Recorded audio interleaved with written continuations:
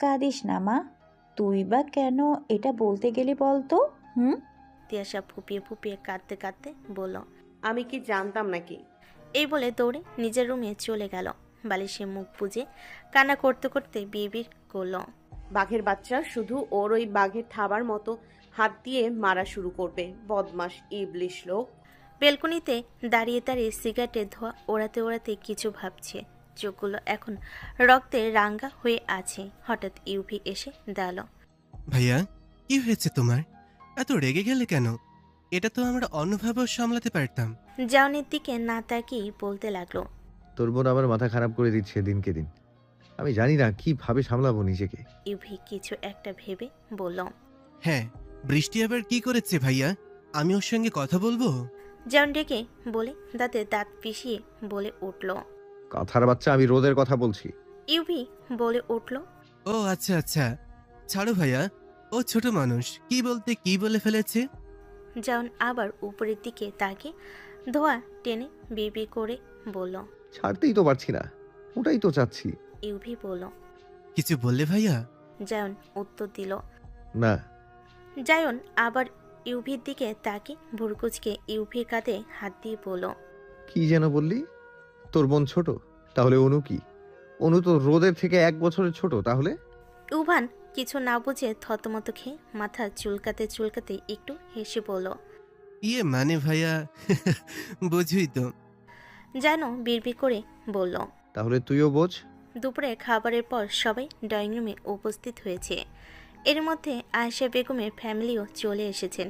সবাই কথা বলে আগামী 11 দিন পরে বিয়ের দিন ঠিক করে। সবাই খুব খুশি। মিষ্টি খাওয়ানো থেকে শুরু করে সবাই হাসি ঠাট্টার মধ্যে সবাই কথা বলে যাচ্ছে। কিন্তু বৃষ্টির মুখে হাসি থাকলেও কি যেন একটা অদ্ভুত সংশয়ের ছাপ পাওয়া যাচ্ছে। কারণ নজরে সেটা পড়ল না। এদিকে জায়নের হাত দুটো মুঠো বন্ধ করে কপালে ঠেকে মাথা নিচু করে কি যেন ভেবে চলেছে। তার এসব দিকে ধ্যান ধারণা নেই বা শোনার কোনো ইচ্ছে নেই। হুট করে উঠে চলে গেল সিঁড়ি বেয়ে উপরে। এদিকে রোদ সকাল থেকে রুম থেকেও বের হয়নি, না তো আরোহীদের বাড়ি গেছে। দুপুরে সুরাইয়া বেগমের রুমে এসে খাবারটা খাইয়ে গেছে। রোদ ওই রুমেই শুয়েছিল। হঠাৎ দরজা কেউ নক করলো। 3-4 বার আস্তে করে বেড থেকে উঠে ধীর কদমে হেঁটে দরজা খুলতে গেল। কিন্তু দরজাটা খুলতে গিয়ে সামনে দাঁড়িয়ে থাকা ব্যক্তির চেহারা দেখা মাত্রই দরজাটা পুনরায় বন্ধ করতে গেল, কিন্তু তার হয়ে উঠল না। তার আগেই জায়ন রুমে প্রবেশ করে। রোদের হাতটা ধরে দরজাটা এক পা দিয়ে বন্ধ করে দিল আর রোদকে ঘুরিয়ে রোদের ওই ছোট হাতটা নিজের হাতের মধ্যে নিয়ে দরজায় চেপে ধরেছে।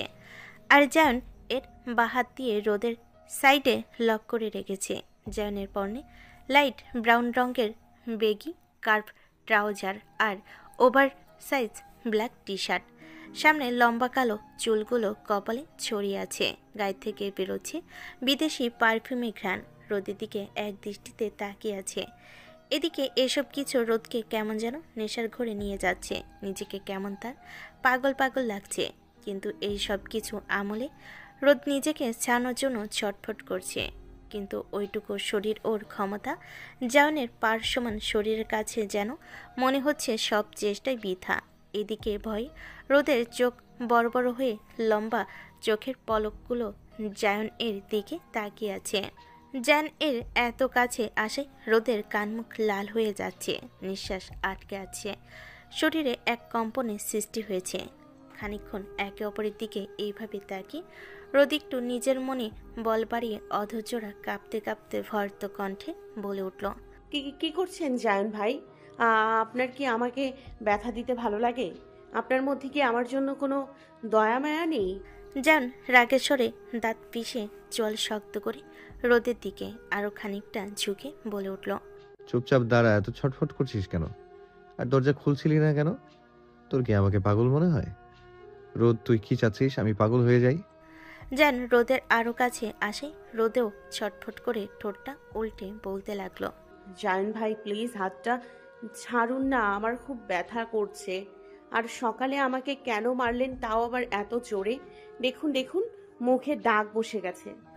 বলে মুখটা এগিয়ে দিল জায়নের দিকে। মুখটা আগানোর জন্য জায়নের নাকের সাথে রোদের মুখে স্পর্শ হয়ে যায়। আর রোদের ওই কাঁপতে থাকা অধৈর্যরা জায়নকে আরও ভেতর থেকে দুর্বল করে দিচ্ছে। জায়নের নিঃশ্বাস বেড়ে যেতে লাগলো। তখনই পরিস্থিতি বুঝে রোদের হাতটা ছেড়ে দিয়ে একটু দূরে সরে যায়। জোরে জোরে নিঃশ্বাস নিয়ে নিজেকে কন্ট্রোল করতে ব্যস্ত হয়ে যায়। এদিকে রোদ নিজেকে সামলাতে না পেরে কান্না করতে করতে জায়নকে জিজ্ঞেস করলো, আপনি এরকম কেন জান ভাই? আপনি আমার সঙ্গেই কেন এরকম করেন? বলে আবারও কান্না শুরু করে দেয়। জায়ন নিজেকে সামলে পেছন ঘুরে একটু মুচকি হাসি দিয়ে রোদের দিকে ফিরে বলল, সেটা আমি নিজেও জানি না রোদ। তুই খুব ছোট রোদ। তুই নিজে জানিস না তোর নিজে থেকে বানানোর প্রতিটা পদক্ষেপ আমাকে কতটা অস্থির করে তোলে। তোর যখন তখন বেপরোয়া কথাবার্তা আমাকে জ্বালানো শুরু করে।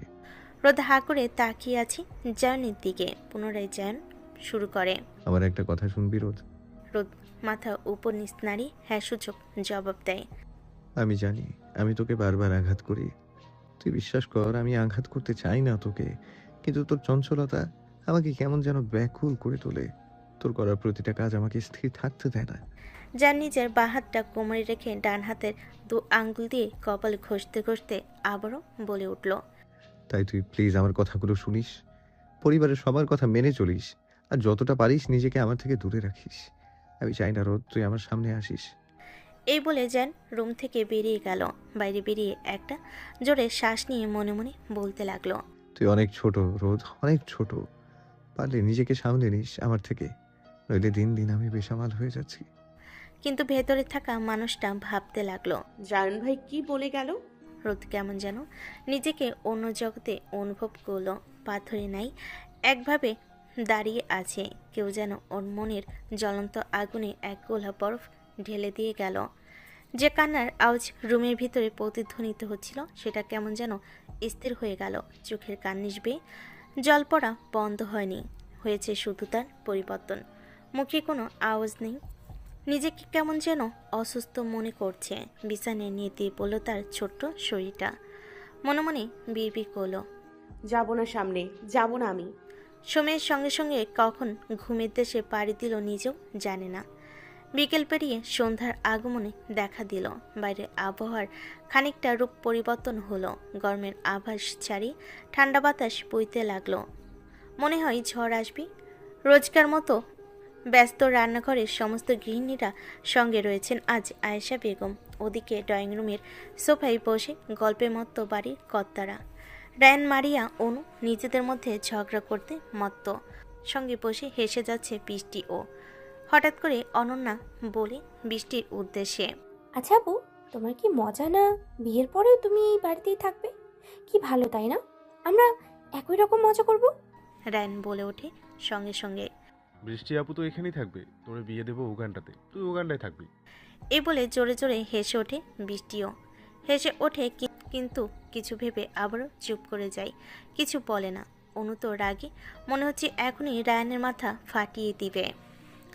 এদিকে মারিয়া বলে, আরে অনু আপু, রাগ করো না, আমরা সবাই মিলে রায়ান ভাইকে বুড়ি গঙ্গাতে ফেলে দিয়ে আসবো। এবার অনুও খিলখিল করে হেসে ওঠে। রায়ান মারিয়ার কান টেনে বলতে লাগলো, খুব পাকছিস তাই না? দাঁড়া, ফুপিরে বিচার দেবো। অনু বলে ওঠে, হ্যাঁ, আমিও বড় আব্বুরে বেচার দেবো, তুই দাঁড়া। এ বলে চেঁচিয়ে উঠল। বড় বলতে পারলো না, তার আগে রায়ান মুখ চেপে ধরল।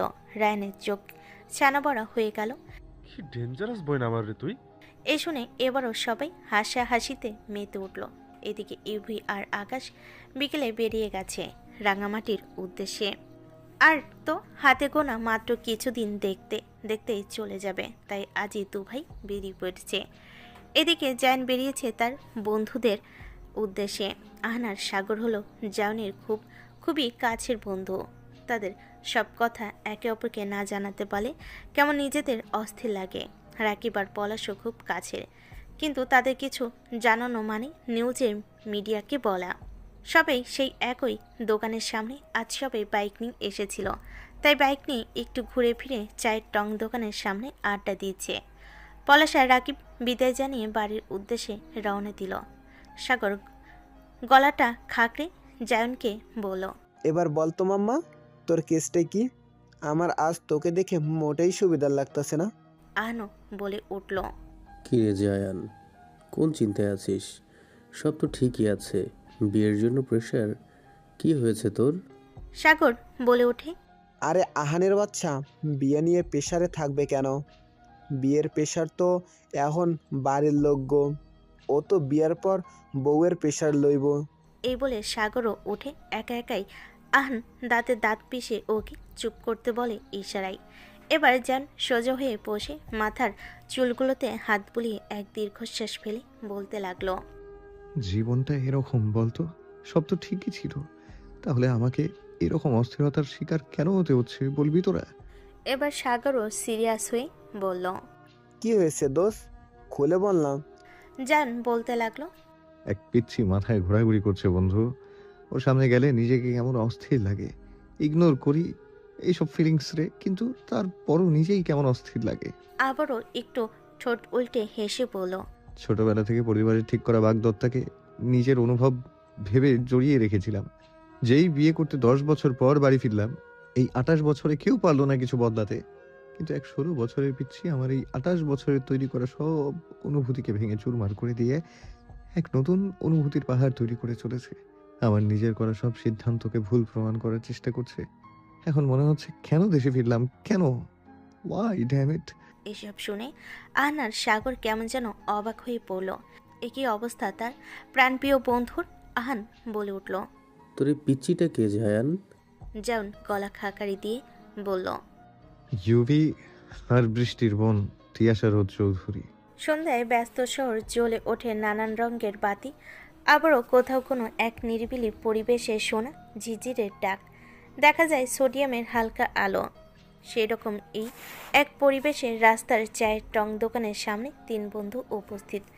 জায়নের সব কথা শুনে সাগর মাথায় হাত দিয়ে বসে পড়ে বলল। দোষ, কি কস তুই? তোর মাথা ঠিক আছে? না ঠিক নাই। নাই নইলে কেউ নিজের হবুশালীর প্রেমে পড়ে, তাও আবার তোর হাঁটুর বয়সের। হে আল্লাহ, আমার দোষে তুমি বাঁচাইও। জায়ন প্রেম শব্দটা শুনে চমকে উঠল। আহানও একটু মুচকি হেসে বলে উঠল। আমার বন্ধু পড়েছে এক পিচ্চির প্রেমে, এও শোনা বাকি ছিল। জায়ন রেগে বলে ওঠে। কি বলছিস তোরা? প্রেম? কিসের প্রেম? আমি বৃষ্টিকে পছন্দ করি, বুঝলি তোরা? ওর মতো শান্ত মেয়ে হয় না। আর তোরা জানিস আমি অশান্ত পছন্দ করি না, আমি বাধ্য হয়ে থাকাটাই পছন্দ করি। আমি তোদের আমার এক ফিলিংসের কথা শেয়ার করলাম। এই বলে রেগে দাঁড়িয়ে এদিক ওদিক ঘুরে হাঁসফাঁস করতে লাগলো। আহান সাগর বন্ধুর এই দশা দেখে হাসবে না, বন্ধুর কথাই তাল মেলাবে বুঝতে পারছে না, কিন্তু সাগর চুপ রইল না। জানকে জিজ্ঞেস করলো।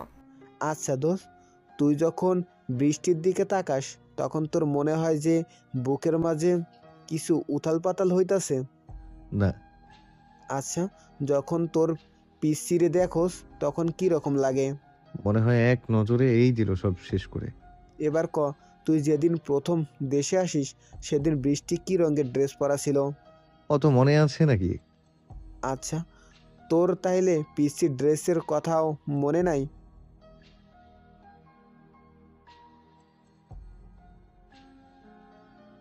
আহান আর সাগর একে অপরের দিকে তাকাচ্ছে। জান কি যেন আবার ভাবতে শুরু করলো। সাগর আবার প্রশ্ন করলো। আচ্ছা দোষ, এখন যদি বৃষ্টিরে কোনো ছেলে পছন্দ করছে কি করবি? পছন্দ করতেই পারে, আমিও তো কত কিছু পছন্দ করি। পছন্দটা ব্যক্তিগত, বুঝলি? যদি পিচ্চির দিকে কোনো ছেলে তাকায় তাইলে? জানের চোখ লাল রঙা হয়ে উঠল। চল শক্ত করে বসা থেকে উঠে সাগরের গলা ধরে বলে উঠল। চোখ তুলে নেব, জানে মেরে দিব। আহান তাড়াতাড়ি করে জানকে ছাড়িয়ে নিতে চেষ্টা করে। সাগর বলে ওঠে কাঁদো কাঁদো ভঙ্গিমা সুরে। স্যার বাপ, আমরা বুঝছি, এবার তুই বোঝ অবুঝ বেড়া। তুই তো প্রেমেও পড়িস নাই বাপ, তুই তো প্রণয় লীলার ঘোরের সাগরে ডুবাডুবি করতাছস। আনো বলে উঠল। সাবধান জায়ান, নিজেদের সামলা, সব ধ্বংস হয়ে যাবে তোর বিয়ে আর 10 দিন পর। জান বলে উঠল। ওই বিয়ের জন্যই তো বিয়ে বিয়ে শুধু।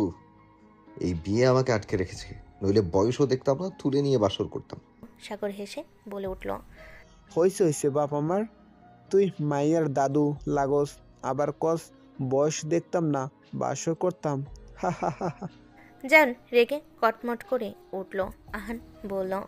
আচ্ছা, তিশা জানে তুই ওর প্রেমে হাবুডুবু খাচ্ছিস? না, আর জানতে দেবো না কখনো। যেভাবে চলছে সেভাবেই যাক। উপেক্ষা করা ছাড়া আবার আর কোনো রাস্তা নেই।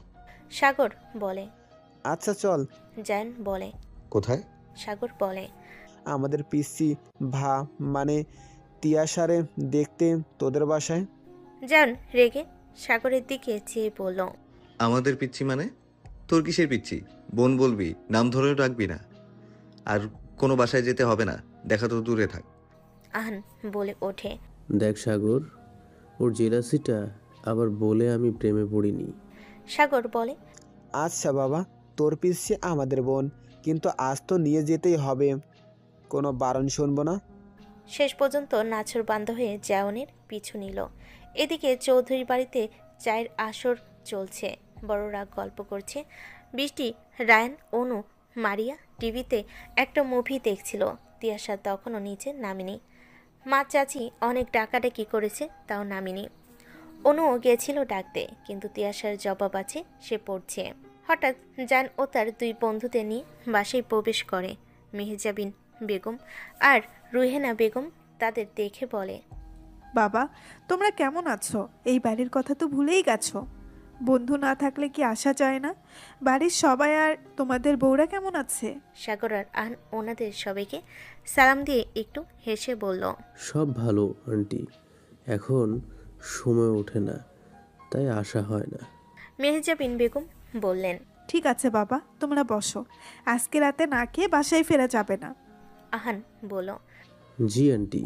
সাগর আর আহান প্রান্তিক সাহেব ও বাকি সবাইকে সালাম করলো। তারপর বৃষ্টির দিকে তাকিয়ে বলল, ভালো আছো বোন? বৃষ্টিও উত্তর দিল, হ্যাঁ ভাইয়া, আপনারা আর ভাবিরা কেমন আছেন? সাগর আহান হ্যাঁ সূচক জবাব দিল। তারপর এদিকে যান তিনটা বড় পিৎজা আর একটা বড় চকলেট বৃষ্টির হাতে দিয়ে বলল, তোরা মিলে খা। রোদ কোথায়? বৃষ্টি বলল, ও তো সেই বিকেলে একবার এসেছিল, তারপর আর বেড়ায়নি। আম্মু অনেকবার ডেকেছে, অনু গেছিল বলে পড়ছে, একটু পর আসবে। জান বুঝতে পারল সব, মেয়েটা আঘাত পেয়েছে দুপুরের ঘটনায়। তারপর রুহেনা বেগমকে বলেন, মেজমা, রোদকে ডেকে আনো। পিৎজা ঠান্ডা হলে ভালো লাগবে না, ঘাটতে নামে, তোমার কথা ছাড়া শুনবে না। একটা সোফায় জায়ন, সাগর, আহান বসেছিল। ওদেরও চা দেওয়া হয়েছে, আর জায়ন চা খায় না, তাই তাকে কফি দেওয়া হয়েছে। রুহেনা বেগমের অনেক বকঝকার পরে তিয়াশা নিচে নেমে এলো। পরনে ডার্ক গ্রিনের ফুলহাতা ঘেরওয়ালা লং চুড়িদার, সিল্কি লম্বা হাঁটু সমান চুলগুলো একটা ছোট পাঞ্চ ক্লিপ দিয়ে বাঁধা, ফর্সা হলদে গায়ের রং। এই সবুজ রংটা যেন একটু বেশি ফুটে উঠেছে, যাকে দেখে আহনার সাগরের বুঝতে বাকি রইল না এই সেই মায়াবী সুন্দরী কিশোরী রমণী, যে কিনা তার বন্ধুর মনে ঝড় তুলেছে। সেই ছোট্টবেলায় তিয়াশাকে দেখেছিল সে, যে এত বড় হয়ে গেছে জানা ছিল না। মনে মনে বলল, মাশাল্লাহ। আহনার সাগর একইভাবে তাকিয়ে আছে। এই তাকানো দেখে জায়ন এর রাগে মাথা গরম হয়ে যাচ্ছে। জায়ন বলে ওঠে, তোরা কি চাস তোদের এক্ষুনি বিদায় করি? এ শুনে সাগরের কাশি উঠে গেল। জায়নের কথা বুঝে আহানও নজর ফিরিয়ে নিল। একটু পরে রুহেনা বেগম তিয়াশাকে বলল, আম্মু, ভাইয়াদের সালাম করো। তিয়াশা এগিয়ে গিয়ে ওদের সালাম করলো। সাগর বলল, ভালো আছো বোন? তিয়াশা বলল, জি ভাইয়া, ভালো। আহান বলল, এবার তো এসএসসি দিয়েছো, জায়ান বলল। তো কেমন হলো এক্সাম? জি ভাইয়া, সব আলহামদুলিল্লাহ। এবার রাগে কিটিমিটি হয়ে জায়ন বলল তিয়াশাকে, যা এখন বৃষ্টিতে সঙ্গে বস, আমরা উপরে যাব। তিয়াশা উত্তর দিল, জি। জায়ন সাগর আর আহানকে ওর রুমের বেলকনিতে নিয়ে গিয়ে বসলো, একটা সিগারেট ধরলো। এরপর সাগরকে বলল, বুঝছি আহান, এখন বুঝলাম আমার বন্ধু কোনো দেশে নাই। আমার চোখে দেখা সব থেকে সুন্দর রমণী যদি আমি দেখতাম, আমিও। আর কিছু বলতে পারলো না। তার আগে সাগরের পেটে জায়ন কিল বসিয়ে দিয়ে বলল, সাগরের বাচ্চা, আর যদি একটা শব্দ ওকে নিয়ে করেছিস, আই সোয়ার এই বেলকনি থেকে ফেলে দেব। সাগর বলে উঠল, সরি দোষ, আর কমু না। বাবারে, হাত তো না যেন বাঘের থাবা। উফ, কি ব্যথা পাইছি। আহান সাগরের উদ্দেশ্যে বলল, খুব ভালো হয়েছে, আর একটু জায়গা শুয়ে থাকা বাঘকে। জায়ন কেবল আহানকে তুইও চুপ থাকবি? কি ভেবেছিস আমি দেখি নাই? তুইও হা করে তাকিয়েছিলি। তোদের নিয়ে আসাটাই ভুল হয়েছে আমার। আহান বলো। ভাই কি করব বল, ও এত সুন্দর, তুই টেনশন নিস না, আমরা হ্যাপিলি ম্যারিড, আর কোনোদিন পর তুইও হবি। এ বলে আহান আর সাগর মুচকি একটু হাসলো। জান ওর আগে ওদের দিকে এমনভাবে তাকিয়ে আছে যেন ওদের মার্ডার করবে। এদিকে নিচে কি যেন এক পাথর নিয়ে তিয়াশা বৃষ্টির পাশে বসে আছে আর মনে মনে ভাবছে, আমি বৃষ্টি আপু কেন হলাম না? আমি এত ছোট কেন হলাম? এসব ভাবনার মাঝেই বৃষ্টি বলে ওঠে, এই বনু কি হয়েছে? কি ভাবছিস? পিৎজাটা খেয়ে নে। তিয়াশার জবাবে বলো, না আপু, কিছু না। আর আমি খাবো না, তোরা খা, আমি উপরে যাচ্ছি, মাথা ব্যথা করছে। এই বলে উপরে চলে গেল। এদিকে তাহসান সাহেব বলে উঠলেন প্রান্তিক সাহেব ও পনই আলী সাহেবের উদ্দেশ্যে। তাহলে ভাইয়া কালকে থেকে দাওয়াত দেওয়া শুরু করে দিই, কি বলো? প্রান্তিক সাহেব বলেন, হ্যাঁ আমিও তাই ভাবছিলাম। আর তো হাতে গোনা 10টা দিন। যতই হোক এই বাড়ির বড় ছেলের আর বড় মেয়ের বিয়ে, তাছাড়া আমার একমাত্র ছেলের বিয়ে সবার জানতে হবে না? সুরাইয়া বেগম বলে উঠলেন, তাহলে আমরাও কেনাকাটা শুরু করে দেই, কি বলো আপা? আয়েশা বেগম একটু হেসে বলে ওঠেন, হ্যাঁ তৈরি হও ভাবিরা, আমার ভাইয়াদের টাকা সঠিক জায়গায় ব্যবহার করার জন্য। এই শুনে সবাই হাসি ঠাট্টায় মেতে উঠলেন। রাত্রে সবাই একসঙ্গে খাবার টেবিলে উপস্থিত হয়েছে। সঙ্গে আজ আহান আর সাগর যোগদান করেছেন। জায়নের একটা ফোন আসে, সে এখনও আসেনি। বাড়ির গিন্নিরা সবাইকে খাবার পরিবেশন করতে লাগলেন। এরই মধ্যে যেন ফোনে কলে কথা বলা শেষ করে নিচে নামলো। খাবার টেবিলে একবার চোখ বুলিয়ে বলল, রোদ কোথায়? খাবার টেবিলে আসেনি কেন? এই কথা শুনে আহান আর সাগর মুচকি হাসিতে ইশারায় চোখাচুকি করলো। রুহেনা বেগম বলেন, ডেকেছি রে বাবা অনেকবার, কিন্তু ও বলল ওর নাকি কাল শেষ পরীক্ষা, তাই পড়ছে, পরে খাবে। জান বুঝলো কেন রোদ খেতে আসেনি। তারপর কিছু একটা ভেবে বলল, আচ্ছা। তারপর জান খেতে বসলে এর মধ্যে পনই আলী বলেন, জায়ান বাবা, কাল তাহসানের সঙ্গে একবার একটু অফিসে আসতে পারবি? জান বলে, ঠিক আছে চাচু। প্রান্তিক সাহেব বলেন, এখন থেকে শ্বশুর আব্বু বলা প্র্যাকটিস কর জায়ান। এই বলে হেসে উঠলেন। সঙ্গে যোগদান করলো সবাই। এই শুনে জায়ানের খাবার খাওয়া বন্ধ হয়ে গেল। এমনিও খাবার নিয়ে নাড়াচাড়া করছিল, খাচ্ছিল না। সাগর জায়ানের কানের পাশে গিয়ে বলল, আরে দোষ, শ্বশুর আব্বু ডাকাটা শিখে নে, পিসির দিক দিয়াও কিন্তু তোর কিন্তু এনারেই শ্বশুর আব্বু কইতে হবে। হা হা হা হা। জায়ান রেগে মেগে উঠে গেল। মেহজাবিন বেগম বলেন, আরে বাবা খাবারটা তো শেষ করে যা। না মা, খিদে নেই। প্রাম্বিক সাহেব বলেন, এই ছেলে মেয়েগুলোর কি যে হয়। রাতে খাবার শেষে সবার থেকে বিদায় নিয়ে আহান আর সাগর যে যার পাশেই চলে যায়। রাতে জান রোদের রুমের সামনে এসে খানিকক্ষণ দাঁড়িয়ে নক করতে গিয়ে করলো না। প্রায় 10 থেকে 15 মিনিট করিডোরের রেলিংয়ে হেলান দিয়ে দাঁড়িয়েছিল। সিগারেট হাতে নিয়ে ছাদের দিকে পা বাড়ালো। ছাদে উঠতেই সোডিয়ামের আলোতে চোখে পড়ল এক রমণী কিশোরী। দোলনায় একটা বই বুকের উপর নিয়ে শুয়ে আছে। পরনে ব্ল্যাক প্লাজো আর লাল রঙা টপ পরা। চুলগুলো দোলনা ও ছাদের মেঝেতে নিয়ে ছড়িয়ে আছে। আর ছোট্ট ঘুমন্ত মুখটা ভীষণ আকর্ষণ করছে জানকে। জান সিগারেটটা পুনরায় পকেটে ঢুকিয়ে রোদের সামনে হাঁটু গেড়ে বসে এক হাত দোলনায় রেখে এক হাতের আঙ্গুল দিয়ে রোদের মুখের সামনে ছড়িয়ে থাকা চুলগুলো আস্তে করে কানের পাশে গুজে দিল আর ধীরে ধীরে আওড়ালো। কি করব বলতো তোকে নিয়ে? হয়তো পাগল হয়ে যাব, নয়তো তোকে পাগল করে দেব। জান কিছু ভেবে রোদকে ডাকতে লাগলো। রোদ, এই রোদ। রোদ থতমত খেয়ে উঠে পড়ল। কি পড়েছিস এইসব? ওড়না কোথায়? রোদ আমতা আমতা করে বলল, জি এটা তো এখনকার স্টাইল। স্টাইল তোর ছোটাবো, নেক্সট টাইম যেন না দেখি। জান মনে মনে বিড়বিড় করলো। পারলে সুটকেসে প্যাক করে ঘরে রেখে দিতাম। এর মধ্যে জান বলে উঠল, খেতে আসিসনি কেন রাতে? পড়ছিলাম, খিদেও ছিল না। ঘুমাতে যাওয়ার আগে যেন খাবার খেয়ে আসা হয়। জান ভাই, বল। কালকে আমাকে নিতে আসবেন স্কুলে। না, অফিস যেতে হবে। কেন? আপনাকে কিছু বলার ছিল। কি? এখন বল। না কিছু না। ঠিক আছে, তাহলে নিচে যা। আপনি যাবেন না? পরে যাব। ওকে। তিয়াশা যেতে গেল অমনি জান রোদের হাতটা ধরে বলল, শোন, জি ভাইয়া। খেয়ে নিস কিন্তু, আমি গিয়ে চেক করব। তিয়াশা মাথা নাড়িয়ে চলে গেল। যেমন সিগারেটটা ধরি ধোয়া ওড়াতে ওড়াতে এক ভাবনার দেশে পাড়ি জমিয়ে দিল।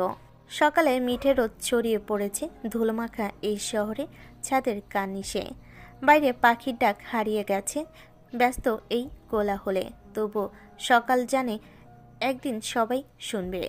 যদি একটু থেমে জানালার ফাঁক গলে ঢুকে পড়া আলোর রেখাগুলো ধীরে ধীরে ছুঁয়ে যাচ্ছে ঘরের দেওয়াল, বিছানার চাদর আর জমে থাকা নিঃশব্দে। হঠাৎ করে আজ সকাল সকাল তিয়াশার চোখ দুটো খুলে যায় পাশে থাকা অ্যালার্ম ঘড়ির শব্দে। আজ তার শেষ পরীক্ষা হাঁপ ছেড়ে বাজবে। মেয়েটা বাবা একটু শান্তি, কিন্তু তাও কোথাও যেন এক প্রশান্তির উপসাগর বয়ে চলেছে। হাই তুলতে তুলতে হাত দুটো উঁচু করে কি মনে করে সে আজ বেলকনিতে গিয়ে দাঁড়ালো। চুলগুলো উস্কো খুস্কো হয়ে আছে, পরনে রাতে সেই ব্ল্যাক ব্লাউজও আর লাল রঙার টপ। তিয়াশা সামনের দিকে তাকাতে চোখ দুটো ছানা বড়া হয়ে গেল। হালকা ঠোঁট দুটো তুলে আবার তাকালো। সে ঠিক দেখছে তো? দেখে তার মুখ হা হয়ে গেল। সে বেলকনি দিয়ে দৃষ্টিপাত করলো। আবরা জান তার ব্ল্যাক মার্সিডিসটা দিয়ে নামলো। পরনে white gym trouser, black Sandow গেঞ্জি, পায়ে ব্র্যান্ডেড শুজ, গলায় সাদা একটা শর্ট টাওয়াল, কাঁধে একটা ছোট জিমের সাইড ব্যাগ, এক হাতে জলের বোতল। ব্ল্যাক স্যান্ডো গেঞ্জি ভেদ করে যে পুরুষালী কৃত্রিম গঠন দেখা যাচ্ছে, তা যে কোনো মেয়ে দেখলে তাদেরও আমাদের রোদের মতো অবস্থা হবে। চৌধুরীর বাড়ির ব্যাকয়ার্ড স্পেসে আবরার আসার পরে অবশ্য একটা জিম তৈরি করেছে সে তার নিজের জন্য, কিন্তু কাজ এখন সম্পূর্ণ হয়নি। সে নিজের শরীরচর্চা নিয়ে খুব বেশি সচেতন থাকে। এদিকে আবরারও অবশ্য দেখতে পেল রোদের এই রিয়াকশন, যা দেখে নিজের ঠোঁট উল্টে হাসলো। এই দৃশ্য দেখে তিয়াশার মন চাইছে না রুমে ফেরত যেতে, কিন্তু কিছু করেনি। লজ্জা না পেরে রুমে গিয়ে দুহাত ছেড়ে বিছানায় শুয়ে পড়ল। চোখ দুটো সিলিংয়ের দিকে নজর দিয়ে একইভাবে ভাবছে। এভাবে কেউ বাইরে যায়? নিজেকে তো এত সুন্দর দেখাতে নেই, তবুও কেন সে দেখাচ্ছে? এগুলো তো বেআইনি, তাই না? এগুলো ভাবছে আর নিজের মনে নিজেই প্রশ্ন করছে। মাঝে মাঝে ঢোকও গিলছে। ভাবতে ভাবতে কাপড় থেকে স্কুল ইউনিফর্ম বাইর করে ওয়াশরুমে প্রবেশ করলো। এদিকে যেন হাসতে হাসতে বাড়িতে ঢুকলো। বৃষ্টির নিচে সোফায় বসেছিল সে। একরকম জায়ানকে হাসতে দেখে জিজ্ঞেস করেই বসলো, জায়ান ভাই কিছু হয়েছে? এত খুশি দেখাচ্ছে আপনাকে? না। এই বলে কোনো দিকে না তাকিয়ে সিঁড়ি বেয়ে গটগট করে লম্বা লম্বা পা ফেলে উপরে চলে গেল।